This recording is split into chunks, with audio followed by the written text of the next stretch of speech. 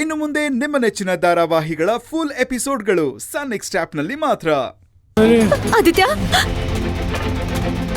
ಸರಿ ಅಮ್ಮ, ಈಗಲೇ ಡಾಕ್ಟ್ರಿಗೆ ಫೋನ್ ಮಾಡ್ತೀನಿ. ಪೂರ್ಣಿ, ಟೆನ್ಷನ್ ಮಾಡ್ಕೋಬೇಡ, ಆರಾಮಾಗಿರು.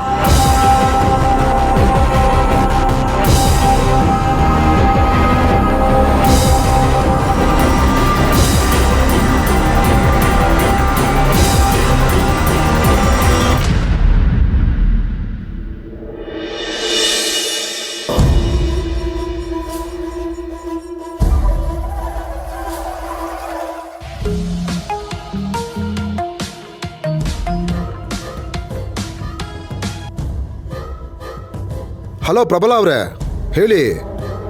ನೀವು ಫೋನ್ ಮಾಡಿದ್ದೀರಾ? ನಾನು ಸ್ವಲ್ಪ ಬ್ಯುಸಿ ಇದ್ದೆ. ಏನ್ರಿ ಹೇಳೋದು?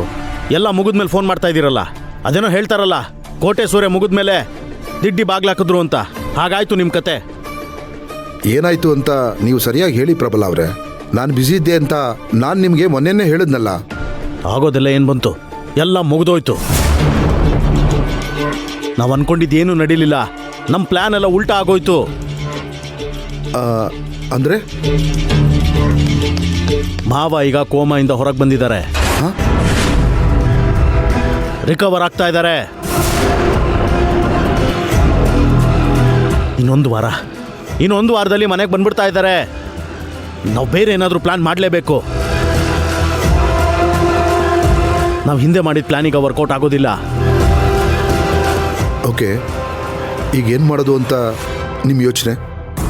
ನೋಡಿ, ಈಗ ಪರಿಸ್ಥಿತಿ ಮೊದಲಿನಾಗಿಲ್ಲ, ತುಂಬಾನೇ ಬದಲಾಗಿದೆ. ನಾವು ಮೊದಲಿನಾಗೆ ಫೋನಲ್ಲೆಲ್ಲ ಮಾತಾಡೋದಕ್ಕಾಗೋದಿಲ್ಲ.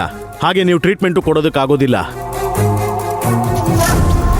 ಯಾರಿಗಾದ್ರೂ ಸ್ವಲ್ಪ ಅನುಮಾನ ಬಂದು ಕಾಲ್ ಡೀಟೇಲ್ಸ್ ತೊಗೊಂಡ್ರೆ ಅದು ತುಂಬ ದೊಡ್ಡ ಸಮಸ್ಯೆ ಆಗುತ್ತೆ.